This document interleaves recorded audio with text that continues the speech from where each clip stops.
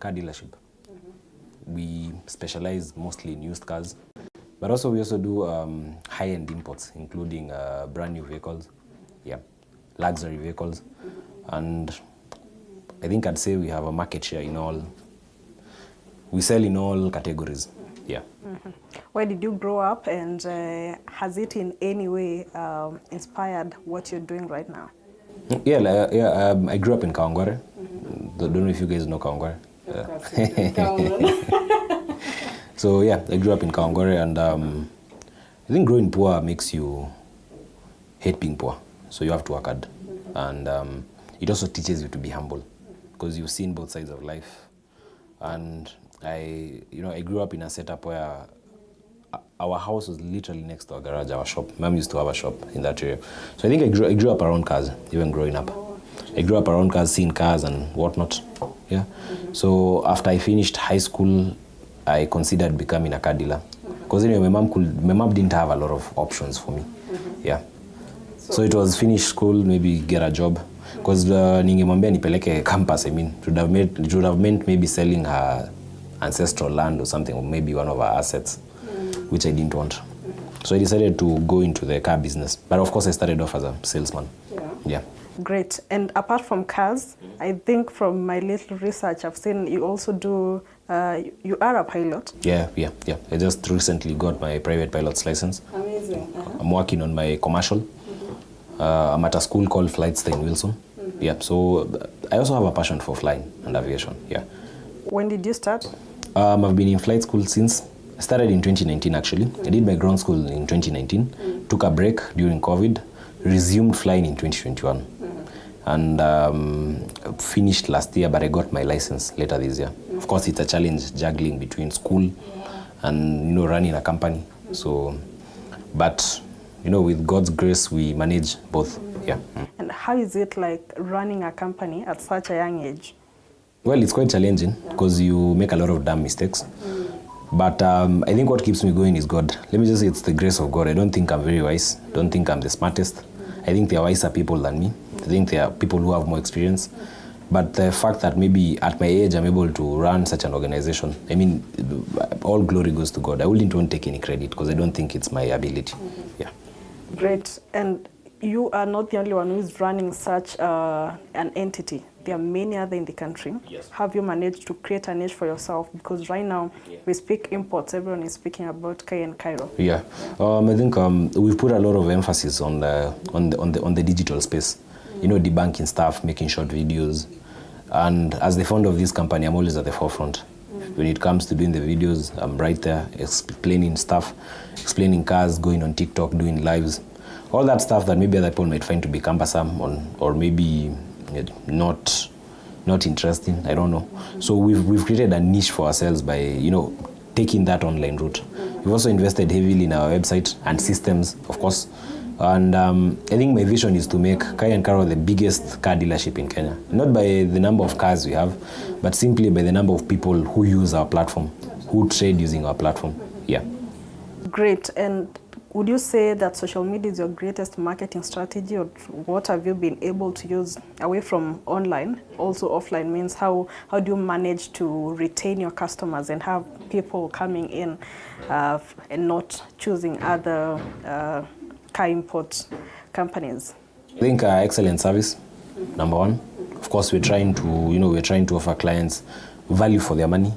We're trying to treat clients the right way. We are not crooks. We do things the right way. We do things by the book. We ensure that we protect our clients. We also the guys who supply us with cars, both locally and internationally. We strive to maintain good relationships with all of them. So having that ecosystem of good ethics is something I say that is a plus for us. Not just the online marketing, because marketing is easy. You could pay an influencer, could go look for one of these big musicians, they push the narrative. But if you're not treating your clients right, sustaining it becomes quite a hard challenge, to say the least. Yeah, and I've seen most of your team is quite young people. Yeah. How do you relate with your employees, and how does that now translate to sales? I strive to maintain, let me just say, I'm not a boss, try to be a leader. If you want guys to sell cars and treat clients right, they also need to see how you treat your clients right.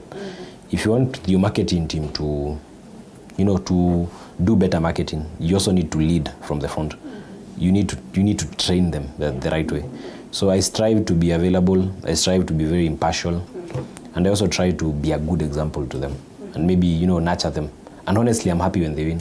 And I keep telling them that I think my greatest source of pride for me will be seeing everybody, even them making it, living good lives, not having issues. So there's also that element of, all these guys are young, and as their leaders, so you also strive to show them the right way, guide them properly. Yeah, so I think that's what I'd say maybe, makes us different from most other companies. Yeah. Great. And what are some of the biggest challenges that you face in this industry? I think I always say that the biggest challenge in Kenya right now has always been the lack of government goodwill. I wouldn't blame this current regime.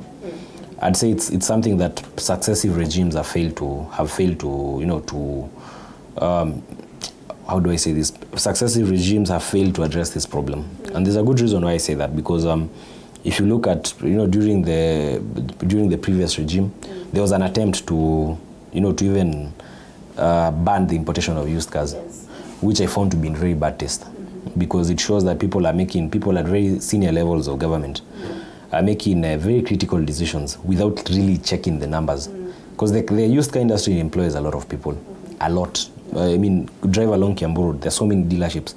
All of us are selling. Now forget about the dealerships. There are guys who sell insurance. There are guys who do the marketing. There are so many car washes around the country. And what is driving this growth? It's basically the used car industry. Because a lot of these brand new cars are, given the economic situation of most Kenyans, people don't buy used cars because they really love used cars. If I had a challenge, if I had an option, I'd also be driving a 2023. Range Rover, the latest one for 40 million. But you see, given the nature of the country we live in and given the amount of money that people have to spend, we are restricted to the used cars. So I think the government needs to create better policies. Better policies in terms of tax, better policies in terms of support to used car dealers, and also better recognition.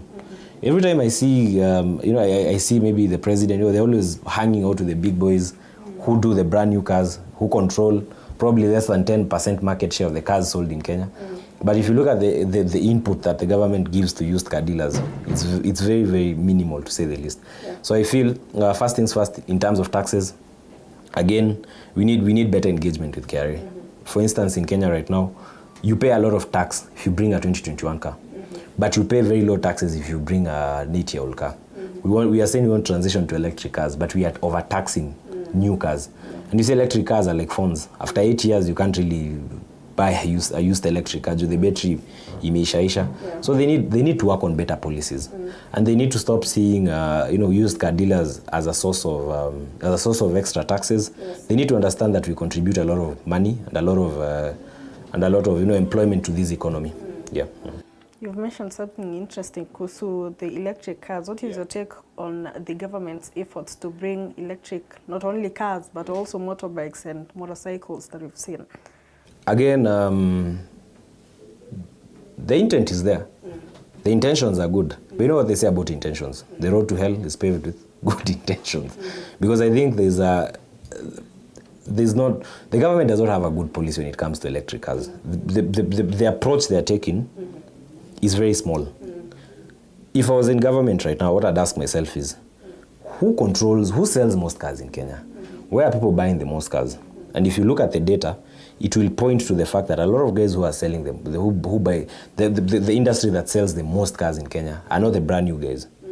It's actually the used car guys. So if you're making policies to deal with electric cars, you need to ask yourself, how do we make Kenyans import more electric cars? Yes. The secret is simply reduce the taxes on older used cars, increase the taxes on those, but reduce taxes on the newer used cars.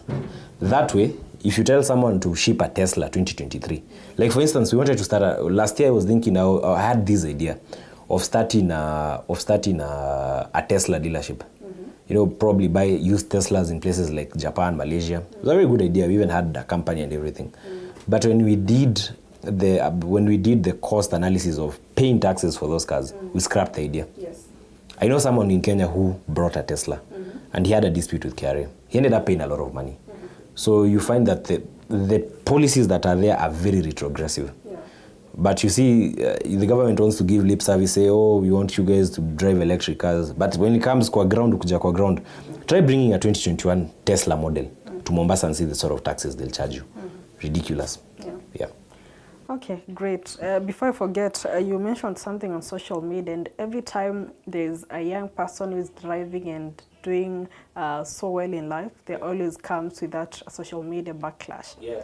How do you deal with it? Because I'm active on Twitter, and I see sometimes people just trolling people for no reason. Yeah. How do you deal with that? It doesn't get to my nerves, honestly, because we live. Twitter is not a real place. Yeah. I'm going to say this when looking at that camera. Twitter is not a real place.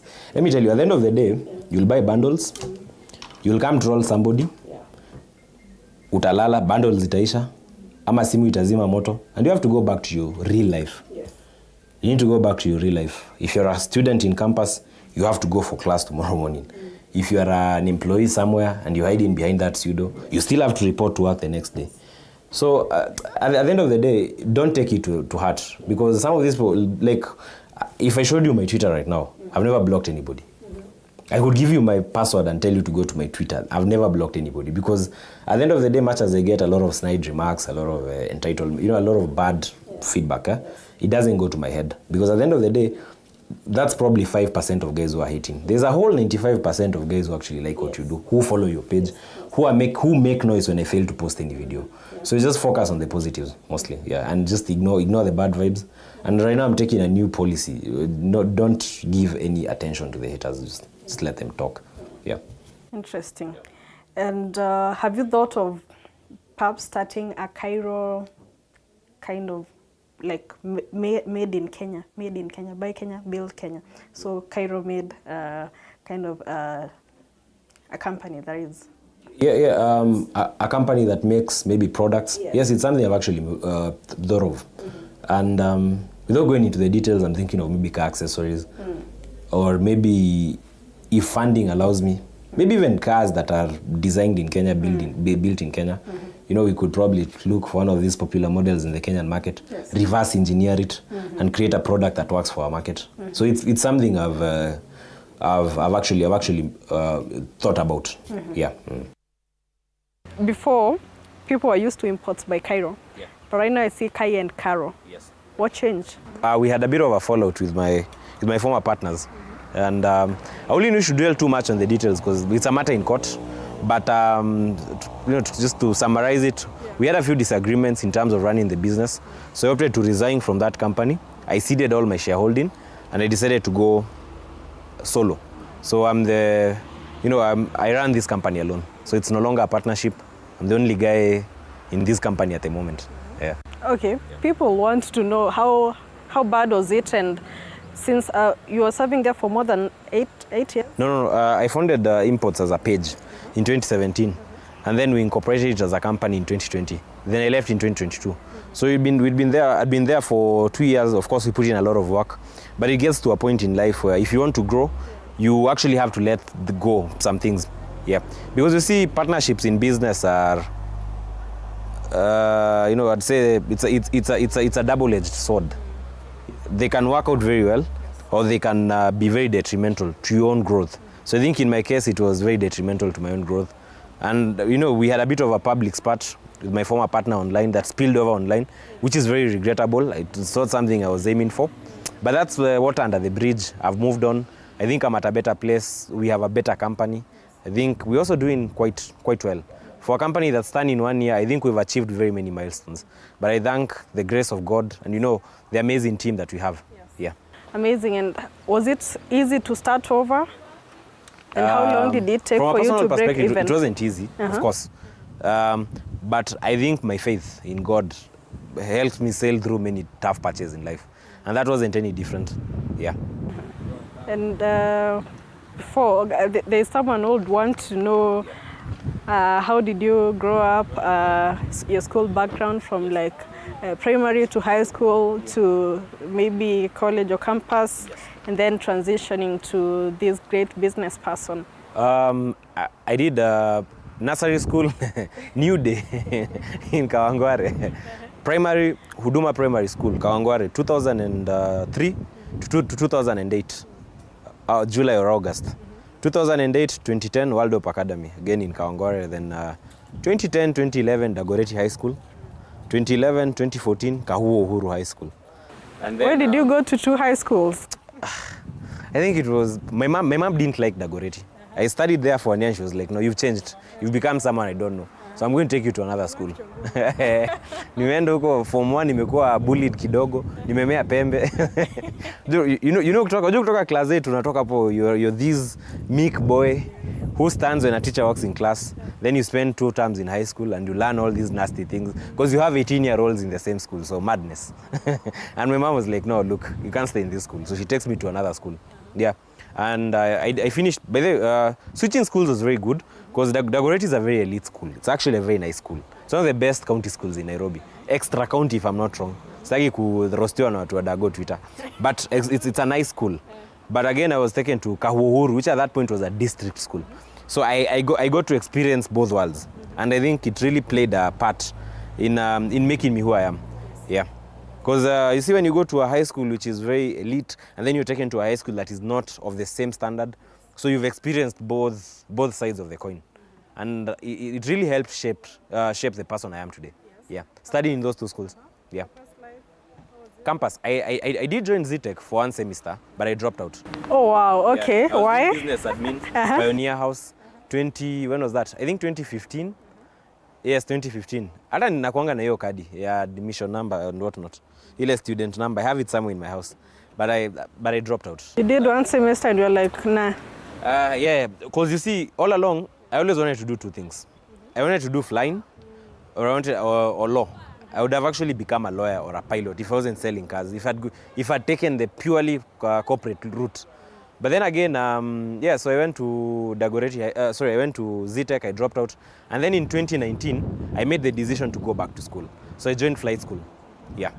Okay, great. And what was, talk to me about your first ever dealership. How was it? My first job was at a dealership called Ocean Cross Auto, Valley Arcade. Very nice place. It taught me a lot of things. I got to interact with guys who are older than me. It made me more mature. I saw life from a very different perspective.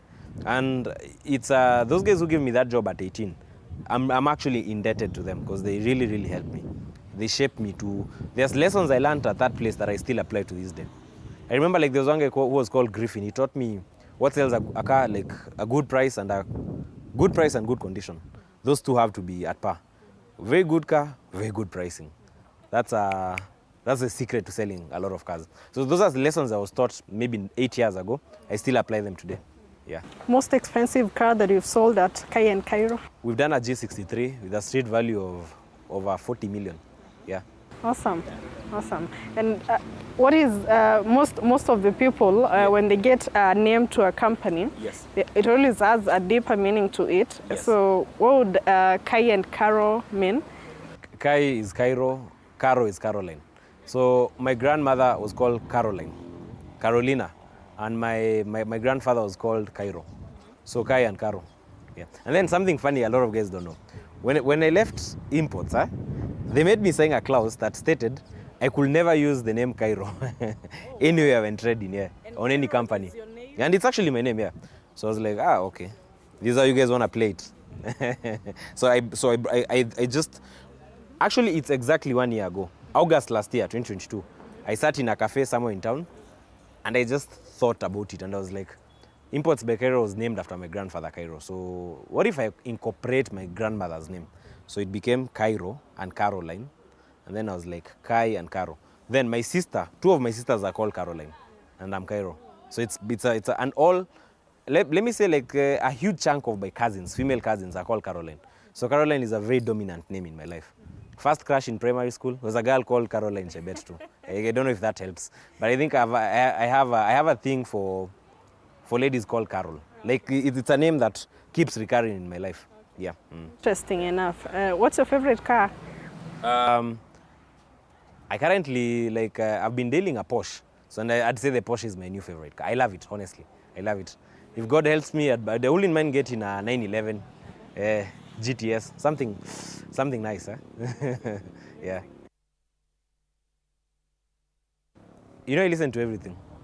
There are times I'll wake up and I'll listen to Odongo Swag. Yeah. Kuna siku ndaamka, I'm listening to rumba. There are days utanipata reggae. Saturday utanipata mugithi. Like, I don't have any specific sort of music. Yeah. I could be in Soweto listening to some Amapiano. I'm that guy. I'm like, I'm all over. Yeah. And talk to me about your most challenging moment in your life, or that time you are down kabisa.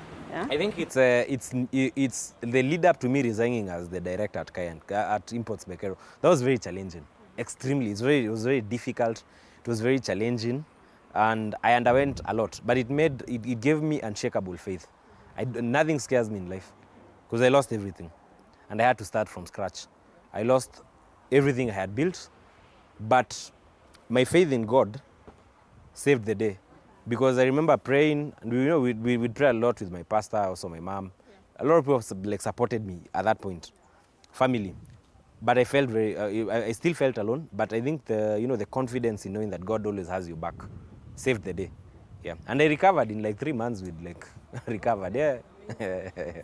Perhaps just a message to that young entrepreneur who's just started something. They're not sure if this will work out. What is it? What is the key things that you have to take as a business person? There's one secret I keep saying in every interview I do. The secret is God. People think I'm just throwing the name God around for maybe for whatever reason. But people don't actually understand that life is very spiritual. So you need to have a good connection with God. Number one, before anything else. That doesn't apply in business. Everything you do, it's very, very critical that you maintain a relationship with God. Now, once you maintain this relationship with God, God will guide you. God will take care of you, and then put in the work. Of course, you can't just sleep at home the entire day, and you're like, God, I need to pay rent. No. Of course, you need to trust in God, pray, and generally try be a nice person. Don't let the negative energy bring you down. Usione watu wivu, usikuwe na roho chafu, don't hate on people. Just be a nice person, work hard, and try to innovate. Awesome. And any regrets that you have? Not paying attention to God early in my life. That's the biggest regret of my life. Yeah. My parting shot to the youths will be tupende Mungu, tuweke bidii, let's innovate, and just keep off from bad energy. Stay away from drugs, stay away from toxic people. Don't be toxic yourself. And when you have a good heart, it brings a lot of good things your way. Things take time. It doesn't come easy. I think hata mimi ndio nifike where I've gotten to. It took me many years of working, trying things.